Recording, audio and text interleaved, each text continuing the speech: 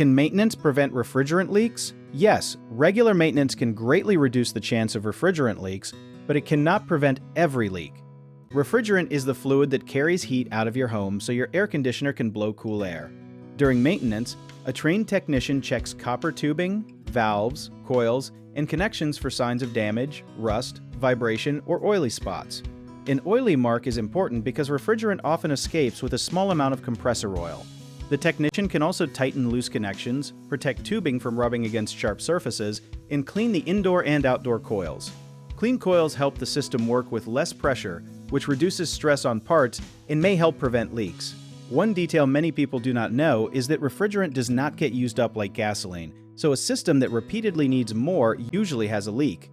You can help by changing the air filter regularly, keeping plants away from the outdoor unit, and arranging professional maintenance before the cooling season. If the system is low on refrigerant, adding more without finding the leak only hides the problem for a short time.